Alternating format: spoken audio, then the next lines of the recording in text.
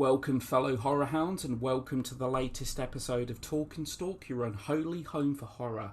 I'm your host, as always, Barry, and today's podcast is going to be devoted to what I deem to be one of the greatest slasher movies of all time, and certainly one of my favourite horror movies of the 1970s, and that is Black Christmas, released in 1974. Now, this is a movie I've certainly talked about in podcasts before. Black Christmas, I'll admit, I didn't actually see this film until I was about 15, 16 years old maybe, and it's a film that certainly stuck with me. Now, it's pretty much undeniable that, it was the commercial success of Halloween that really kind of helped kickstart the slasher genre. But predating it by 4 years is Black Christmas, that certainly didn't receive the commercial success that Halloween did. But it has certainly gone on to attain cult status, and among slasher fans is widely regarded as being one of the very best of the subgenre. It definitely does have an ardent fan base, and deservedly so. Now, Black Christmas was released really before the whole kind of slasher genre had really been kicked off. Like I said, Halloween's really kind of responsible for opening the floodgates for all of these films to follow, but Black Christmas really does kind of set the template for it. It's a Canadian film, as many great slasher films from around the time period were, in fact, and it really is kind of an extension on the classic urban legend of, the babysitter and the telephone calls are actually coming from inside the house. Much like Halloween, this movie's emphasis is very much on suspense and atmosphere. It's not a movie that has a huge body count. It's not a film that is soaked in gore and bloodshed. This movie has a real sense of atmosphere to it, a very kind of claustrophobic aspect as well, and that's what I love this movie for. Now, the cast in this film is great. You got Olivia Hussey, who, unfortunately, I feel like she's somebody that could have gone on to become a bigger star than what she was. She's great in this film as the final girl, we'll call her for this. Keir Dullea, who obviously starred in 2001's Space Odyssey, which actually landed him the role in this film. 2001 Space Odyssey, one of the greatest sci-fi films of all time. And it was actually the director Bob Clark's one of his favourite films, and he wanted Keir Dullea for this role as Peter, the lead girl's boyfriend, who actually becomes, as the movie goes on, a suspect. You've got Andrea Martin in there, who plays Phyllis, who is the only cast member to actually appear in the 2006 remake. Less said about that film, the better. I really don't care for it. Completely and utterly unnecessary, but yeah, she actually stars in the 2006 film as well. Now, with Black Christmas, as I said, the emphasis is very much on suspense. What I love, there's plenty of POV shots in this movie, which had certainly been done before, and obviously very quickly became a staple of the slasher genre. Now, I know that Bob Clark doesn't actually like this film. He doesn't see this movie as a slasher movie. He actually refers to this film as a psychological horror film. As I say, the slasher genre wasn't fully formed at this point in that. And I do believe in the original script, the murder scenes were supposed to be more graphic, but they actually decided it would be more effective if they were toned down. With this movie, I think what really stands out with this film as well is the killer and the telephone calls. Black Christmas actually has what I think is probably the scariest killer to ever appear in a slasher movie. There's a real kind of air of menace and mystery to this movie. You actually see very little of the killer himself. I'm kind of a less is more kind of guy, and yeah, you see very little of the killer. He's just complete crazy. There seems to be kind of a multiple personality disorder thing going on here. The telephone calls themselves are very disturbing. The killer in this movie, that's what I like, the air of mystery. We never actually find out who he is. You can kind of fill in the gaps and, connect the dots together yourself through some of the telephone calls that he makes. But he makes telephone calls after each murder. And the murders in this film, as I said, this isn't a film that's about gore, it's about suspense. It is a slasher movie, but there's only actually one kind of stabbing scene in the film, and it's certainly one of the highlights of the movie, death-wise, as well. Margot Kidder, who is great in this film, the ever-great Margot Kidder, may she rest in peace. She's definitely one of the standout characters in this film as foul-mouthed Barb, a woman with a drinking problem. I do believe it was actually her insistence to actually drink real alcohol as well, to actually genuinely get drunk kind of on set, to give it, a level of authenticity, I guess. And her death in the movie, in which, very kind of Giallo-esque, in fact, where she's actually stabbed to death with a glass unicorn and nobody can hear her being murdered because there's Christmas carol singers outside. It really is a pretty harrowing scene. Lynn Griffin's in this film in a very small role, first victim of the movie. She's actually, I believe her reaction when she's actually killed is a genuine reaction. She weren't quite sure what's going to happen, but she's actually suffocated, and of course, she's taken up to the attic. And it's one of the striking images of the film, in fact, of her body being rocked by the killer, and singing like a lullaby to her. Just that image of her body, wrapped in the plastic that she's been killed, and these long kind of lingering images, shots on her. Another character that is certainly a standout to me. Now, Black Christmas is a pretty dark film. It's quite bleak, but there are injections of humour in this film, and to me the humour works. The sorority mother, Mrs. Mack, actually crops up. She appears in a few scenes, and the girls hide alcohol around the house for her. And there's actually a scene, the first victim played by Lynn Griffin, who actually went on to star in Curtains, which I think is a really underrated slasher movie. She had a much larger role in that, and again, she was actually one of the standout characters in that movie. She goes missing, of course. We know as the audience, her body's up in the attic, and her father comes looking for her, this very kind of straight-laced man. And, he hears all these stories about sororities. He doesn't want the idea of, his daughter, fraternising around with boys at this sorority house. And there's actually a picture of a nude couple kind of getting it on the door. And Mrs. Mack actually does her best job to try and hide it. She stands in front of it, and as soon as she moves out of the way, he looks. And just that expression on his face. And when her cat goes missing, she actually, I can't recall what word she uses now, but she uses a swear word. I think it's like, you damn little prick or something like that. And he just happens to come into the shot as she says it. just the expression on his face is just priceless. There's also a character in there that seems to be pretty much in there for comedy. He's kind of a deputy at the police officer. And when Barb and co actually go there, and they're actually given the address of the sorority, and let's just say that there's kind of a funny joke with the word fellatio. He's got no idea what fellatio means, much to their amusement. And John Saxon, of course. Let's get on to John Saxon. John Saxon's in this film. Of course, 10 years later, Nightmare on Elm Street. A very established actor, in fact, John Saxon. May he rest in peace. He was actually in Enter the Dragon, obviously the best Bruce Lee film, in my opinion, which was out the previous year. Now, from what I know, John Saxon was actually kind of a last-minute fit. He was basically a last-minute replacement for this movie. Now, getting on to the movie itself, etc., you've Keir Dullea in there, as I say, who basically, the movie heavily implies that he may very well be the killer towards the end of the movie. That's certainly the movie's pointing its finger at Keir Dullea. Now, what I like about this film is, as I said, you actually see very little of the killer. And I do believe it was actually one of the people actually working on the movie that actually stood in for the killer. I believe it was actually Albert Dunk who actually created Billy's POV shots.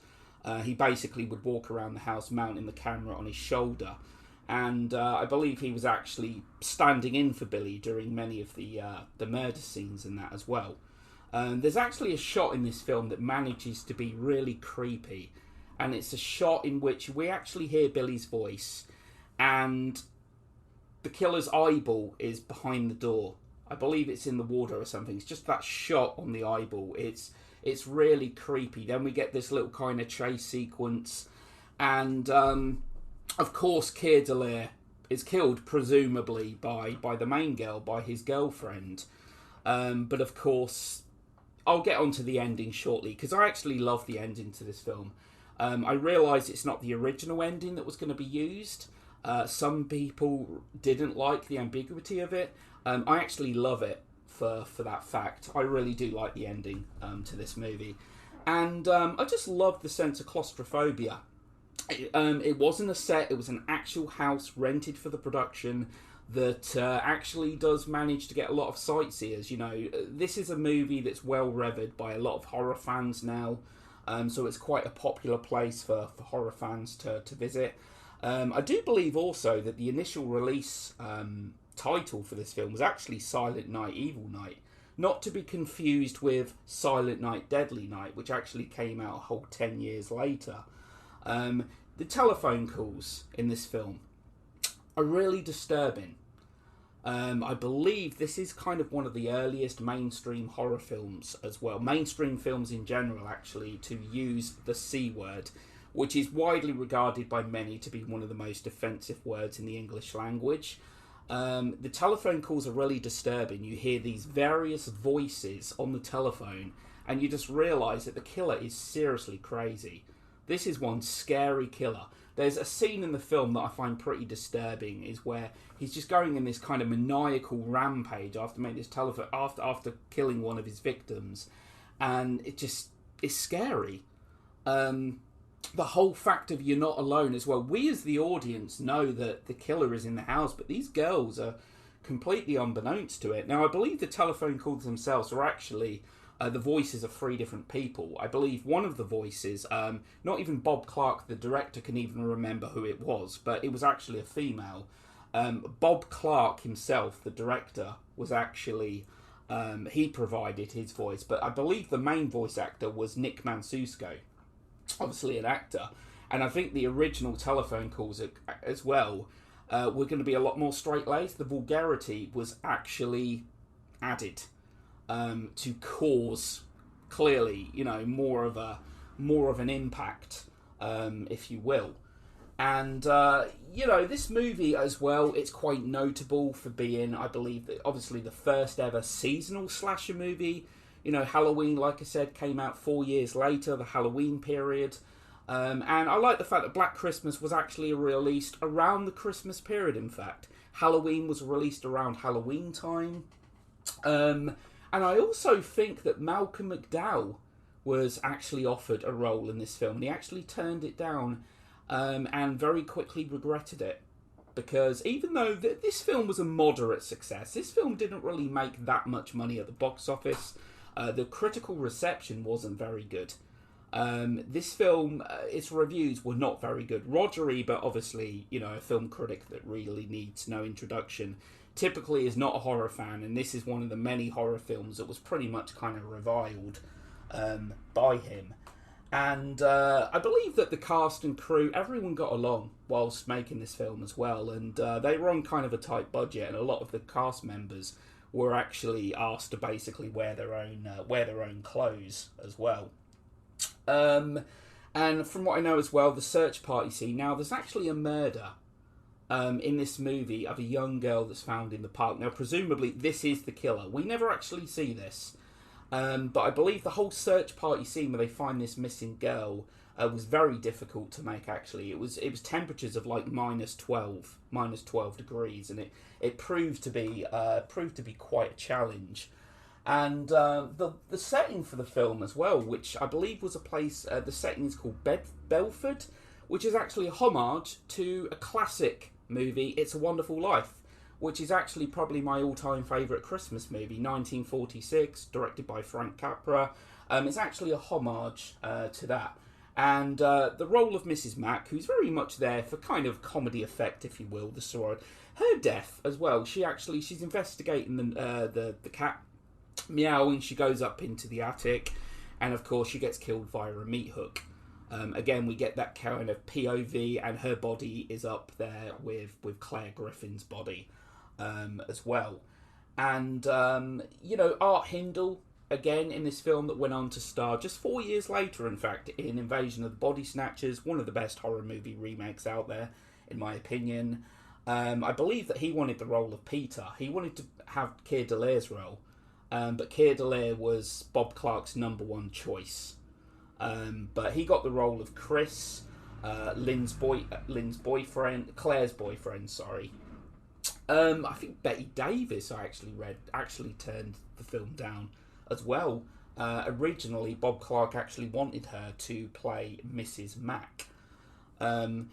This film, as I said, just a very kind of claustrophobic, creepy atmosphere to it. It's not a film that's relying on cheap jump scares.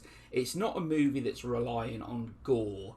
And I actually love the tagline to this film, which is actually, if this movie doesn't make your skin crawl, then it's on too tight.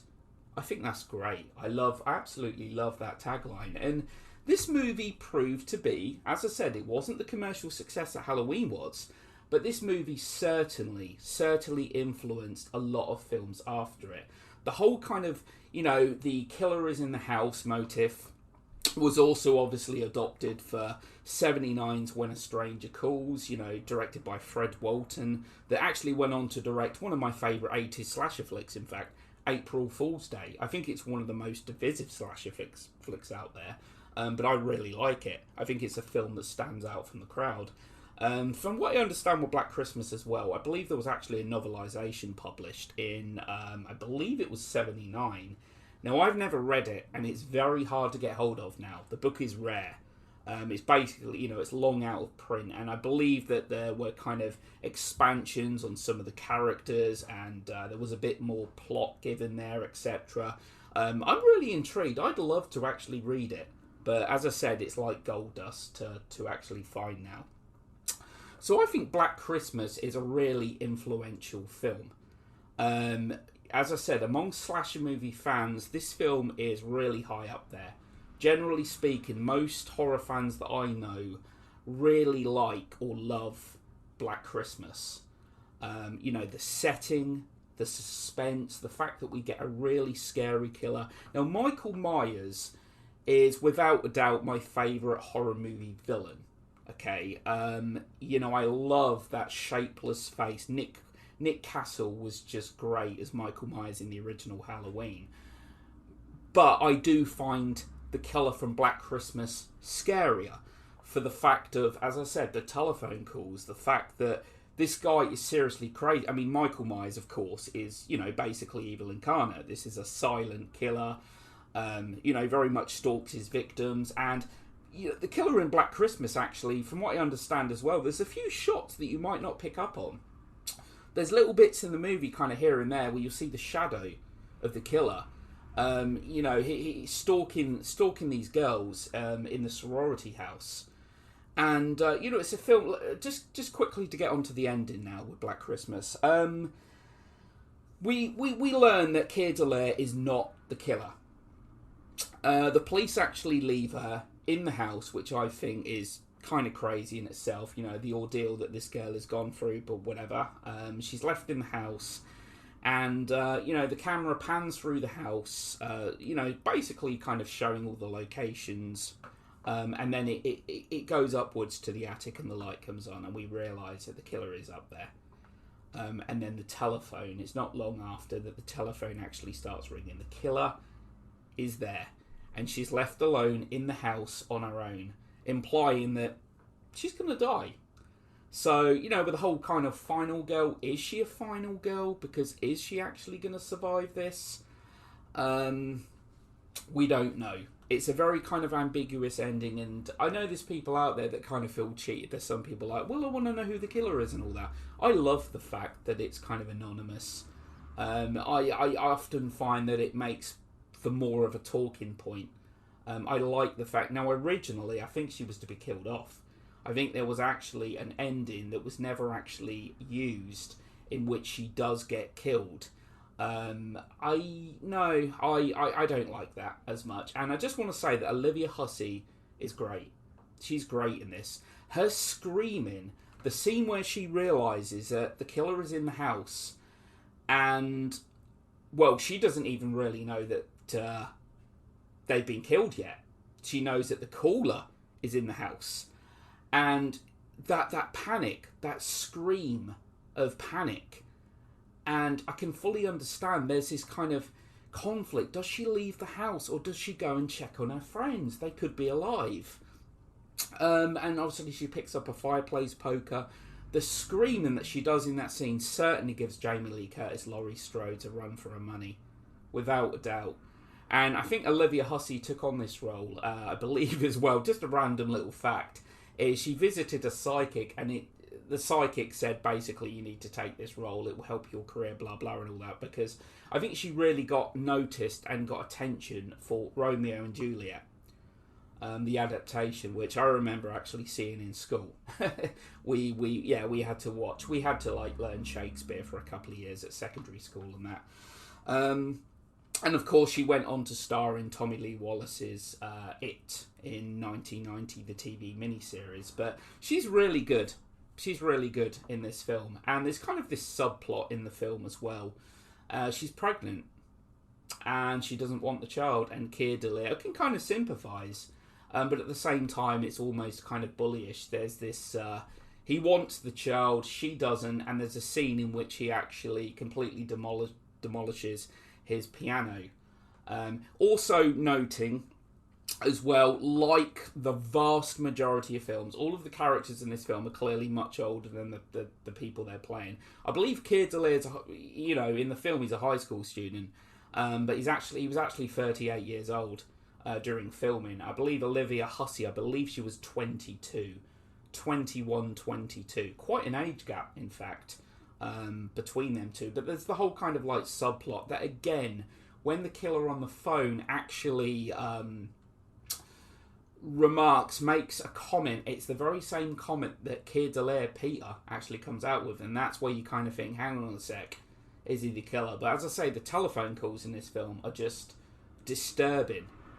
There's a funny scene where Margot Kidder is actually as well, where she's talking about the I believe it's the turtles getting it on at the zoo. I absolutely love her character. She's a bitch, but she's kind of a likeable bitch. You can't help but like her. She really kind of adds some character to the movie. And Black Christmas, definitely without a doubt one of the best slasher movies of all time. It's a film that certainly, I think, has an impact even now. I think for a film that's, released in 1974, God knows what it would have been like to have seen on the big screen. I think that it's a film that is still efficiently scary now. And like I said, without a doubt, one of my favourite horror movies of the 1970s. And there is actually a book coming out, I believe, early next year. Looking forward to it, about whole kind of making of it, behind the scenes photos, etc., interviews. So I'll certainly be buying that. And there was, of course, I use remake in the loosest term possible. There was a remake released at the very end of 2019, which I literally have no desire to watch whatsoever. It looks terrible from what I've seen of it, and it just looks like an MTV glossy music video. That actually reveals who the killers are in the trailer. I mean, if that's not bad marketing, I really don't know what is. But yeah, it's a Blumhouse film, and they've kind of I don't mind some of Blumhouse's films. I think Blumhouse have done some good stuff, but as of late, they've seemed to have churned out some real rubbish. But yeah, I don't think they had much faith in their 2019 film anyway, because I didn't even know of its existence until about 2 months before the film came out. They really didn't do much in the way of marketing for that film, so probably says it all. So yeah, the original Black Christmas, classic. I'm assuming everyone that's listened to this has seen the movie. But yeah, so thanks a lot to everyone that listened. I've absolutely loved doing this, talking about this movie. And I'll be back again soon to haunt you and torment you. Take care.